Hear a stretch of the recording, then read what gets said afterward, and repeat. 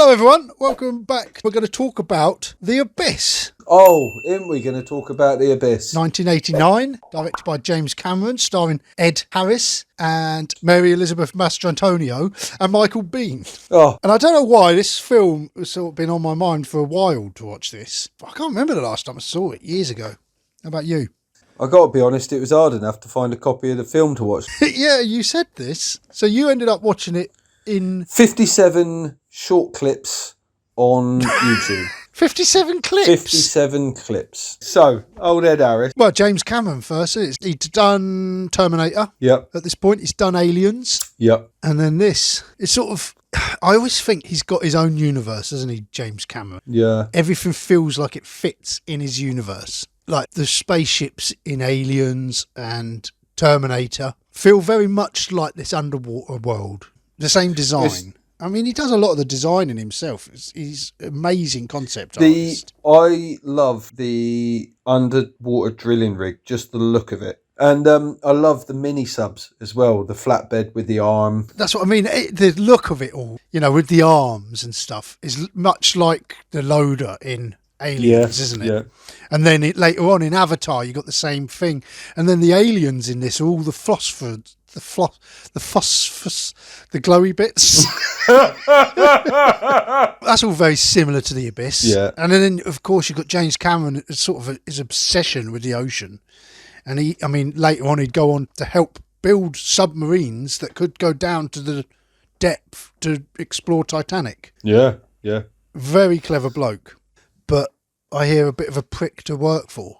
I wouldn't know. No, I think he gets a bit angry in production. Netflix at the moment, there's the films that made us, and you can watch the production of Aliens. Right. And yeah, he fell out with everyone basically on there. And then Ed Harris has said that he'd never work with James Cameron again. Yeah. Well, actually, this production of The Abyss is one of those films where people who are on it look back at the film and go, never again, you know?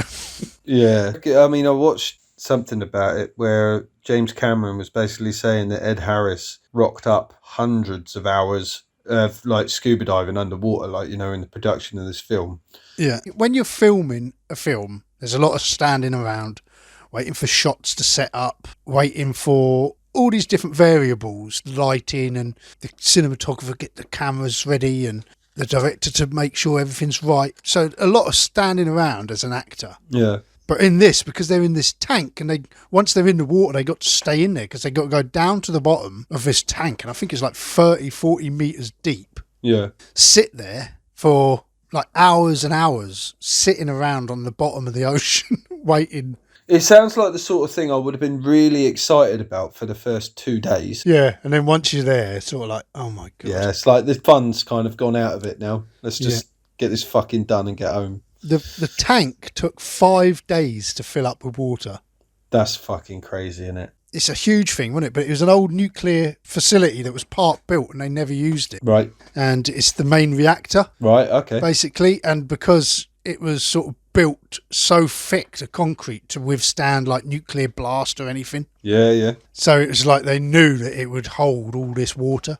Right. So they basically, in this tank, they built this full-scale, like, oil rig set underneath. Oh, it's amazing, isn't it? Yeah, it's cool. The film, it doesn't look old. There are some bits in it where you can see the animation of the arm and stuff. Yeah, I did notice that. There's a bit, because it must have been stop-motion animation in there somewhere, because, I mean, most of it is, like, miniatures, isn't it? Yeah. You know, given what they've tried to achieve in this film in obviously prior to 1989 when it was released, I don't think it's aged badly at all. I think it's still a great spectacle for the eyes, you know? Yeah, James Cameron, he does make good films. There's no doubt about it. Whether you like Titanic or not, or Avatar, they look great. I know the story of Avatar is a bit corny and has been done before, much like Titanic, you know, is Romeo and Juliet on a ship. But he takes on these challenges of creating these worlds and they look brilliant. I mean, I've said it before, Titanic and Avatar are the only two films I've watched at a cinema 4 times each. Wow. And I was watching this last night thinking, I'd love to see this at the cinema. I bet this is awesome at the cinema. Yeah. But apparently all copies of this have been deleted. It's nowhere, was it? No. It's not on like Amazon Prime even. I can't imagine for the life of me who it offends. People who like rats, Nath. Oh yeah, that's it. Animal cruelty. Like you could see that the rat that was drowning was animatronic. No, it was a real rat. Was it really? But yeah, I was looking into it. What they're saying about the fluid that you can breathe is true. And that is actually what they're doing to that rat. It's actually a real sample of that fluid. Right. And it's supplied to them by scientists who had devised it. Yeah. And they was there on set to make sure that the rat wasn't harmed. Right. But yeah, it's a real rat. Right. Really breathing. That's a real science. Yeah. Well, that's crazy. Yeah. So the Abyss, it's a bit like Close Encounters of the Third Kind, isn't it? Crossed with The Hunt for Red October. Yeah. It's basically been an American sub. It's tracking something at the beginning, isn't it? Like there's like a UFO, unidentified, not flying object, swimming object. Yeah. So basically, they think it's the Russians, don't they? Yeah, they're tracking something that's moving underwater fast. But whatever it is, they have this EMP, electromagnetic pulse thing that sort of happens whenever they're near, and it cuts off all electric around them. Yeah. And it shuts off the submarine, and then the submarine sort of crashes into an underwater the side of an underwater canyon and sort of sinks, which then launches this massive military search and rescue operation, doesn't it? And then that's when Ed Harris and his movable oil rig, which was designed by his ex-wife, Lindsay, played by Maid Marian. Wasn't she Maid Marian? She was Maid Marian, wasn't she, in Prince of Thieves, yeah. And she's not too happy that this is going on, and she's turned up with some Navy SEALs, fronted by Michael Biehn, auditioning for the Village People with that lovely moustache of his. Hasn't he got a sexy moustache?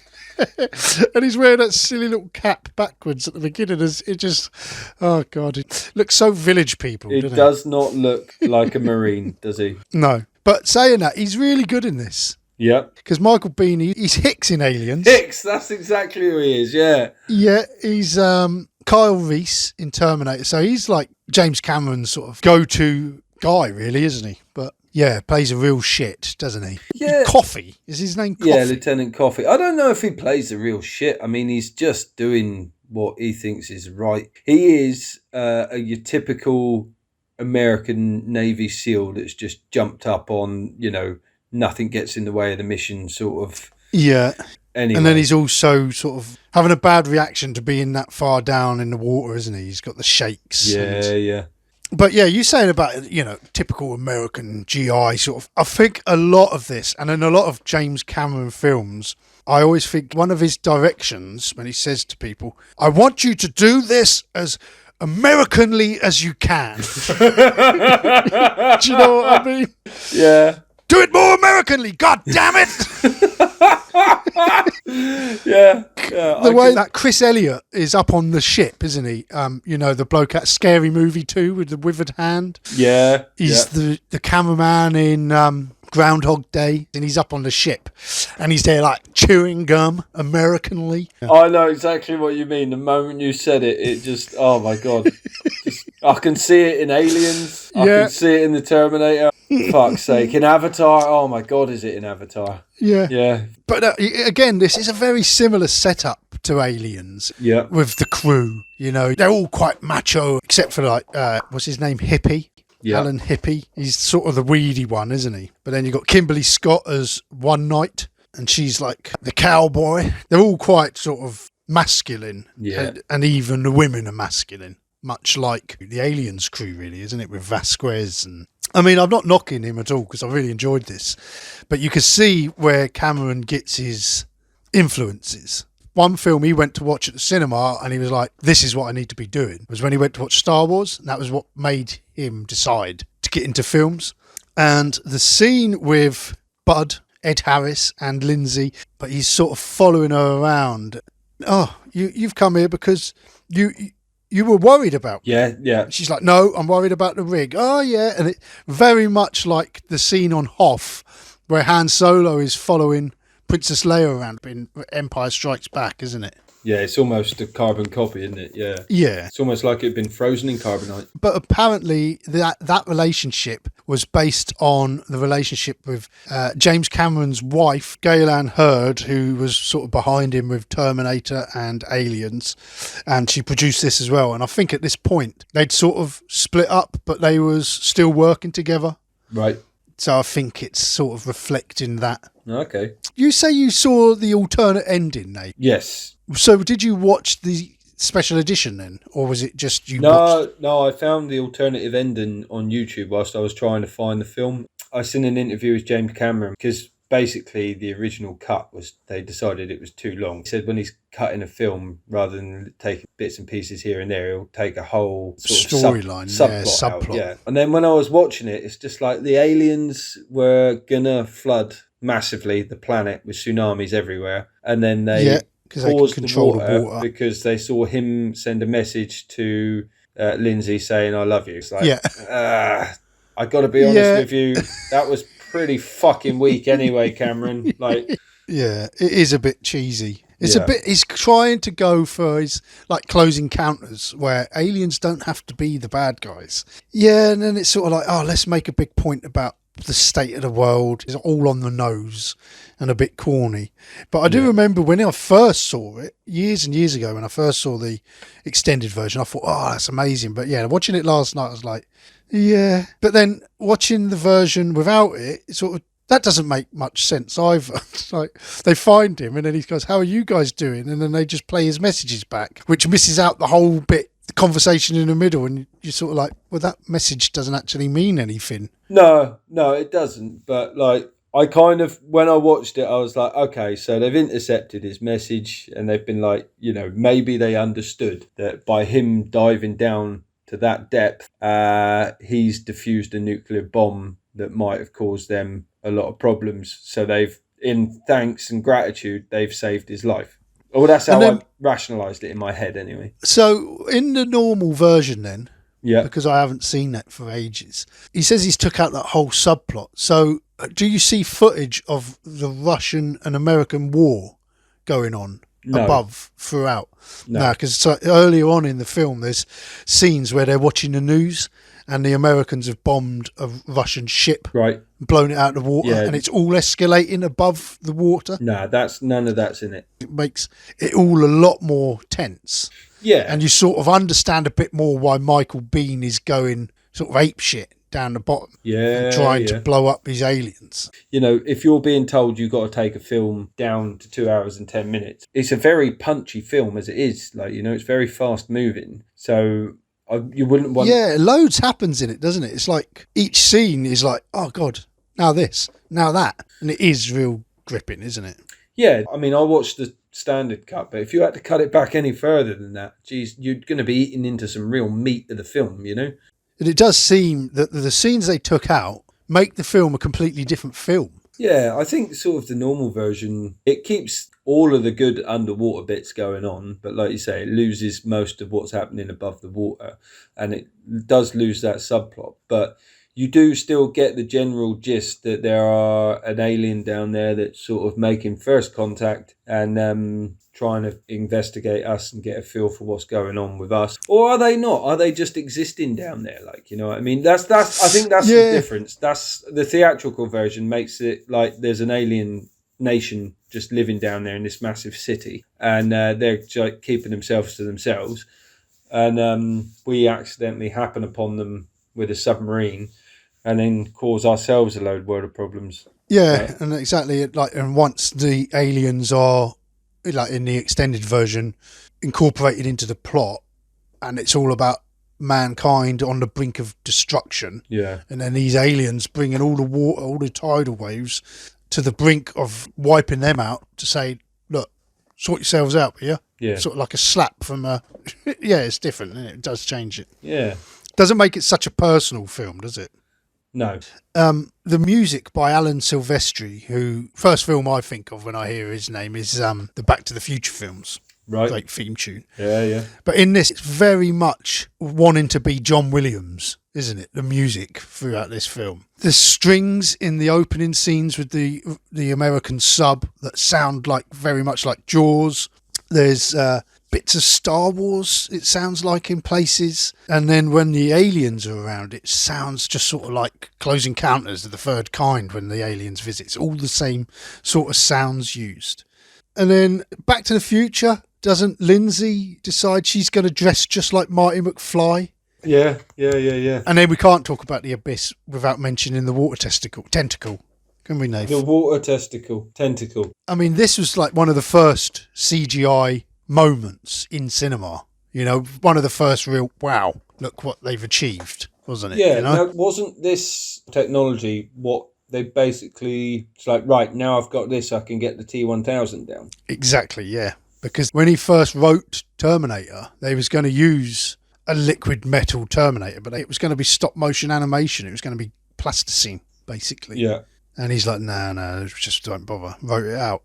And then once they got this, they're like, yep, let's do it. And then faultlessly goes into the next film is 1992, wasn't it? Terminator 2 come out. Was it that? But, yeah, Christ. And that still looks great today. I've got that on Blu-ray and that's still amazing. That is a fucking epic film. That's what I mean. His films don't date. Aliens hasn't really dated. He does make a great film. Yeah, so this was leading up to Terminator 2. Not just that effect though, but loads of the effects in this film, all the miniatures, all the underwater subs and stuff. I love all that model work. Yeah. You can't tell it's models, can you? No. It's really well filmed. Yeah, like I said, I don't think, for me, I don't think it looks dated at all visually, this film. There are like a little bit of the stop motion with the arm and that, but other than that, like, I thought it was a really great looking film still to this day. Yeah. I enjoyed it this time round, despite the technical difficulties of watching it, as much as I did the first time I seen it. Yeah. I mean, there's some great scenes. First of all, talking about when the storm hits and they're still coupled and the crane is trying to pull them back up and the crane falls down. Yeah. And that whole scene where they're like, crane's on its way down to you. And they're like, oh, shit. And they're all bracing themselves.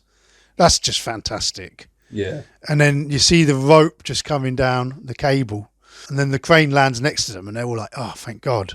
And then it tips over the edge into the abyss and just starts dragging them towards the edge. Oh, it's just great. Some real good stuff going on there. Yeah. I'm guessing the idea of an oil rig that was completely underwater on the ocean floor was like maybe technically possible, but the idea that they have to have a ship on the surface that they're tethered to, that they disconnect to in stormy weathers, survive on their own and then reconnect, you know, it's just brilliant. The whole concept and how it builds up into this amazing storyline of like everything that could go wrong does go wrong. And then it's not alluded to much in the theatrical version, but I'm guessing in the full version, there's more hints of the fact that the aliens are the ones controlling the weather. Not until the end. No. Right. Okay. You don't really get that idea. It's not until the very end when they meet Ed Harris under the water and they take him into their mothership. Looks better underwater than it does above, doesn't it? Yeah, it loses something above the water, doesn't it? It does. Like, oh, there's a big round plastic thing with little toy ships on it. But basically, once he's met them, that's when the clouds break away in time lapse, don't they? And it's all clear. It's like a real cheesy shot. There's bits towards the end that sort of let this film down. The bit where he resuscitates her just goes on that little bit too long that it's unbelievable, isn't it? Yeah. You're like, well, she's dead. And then he stops resuscitating her, just starts slapping her and coaxing her out of death. The bloke's a fucking miracle worker. Another thing that I really liked the look of was the aliens, like the little sort of thing that was scooting around that was like their little mini sub. Oh, yeah. When it's like sort of translucent, and you can see through it and the shape of it where it's really sort of got a real hydrodynamic sort of flow to it all and you can see the internals and it all looks very natural and organic. I thought that was a brilliant sort of concept, like, you know. Yeah. Well, they found actually like the sort of manta ray type creatures with the alien head. Yeah.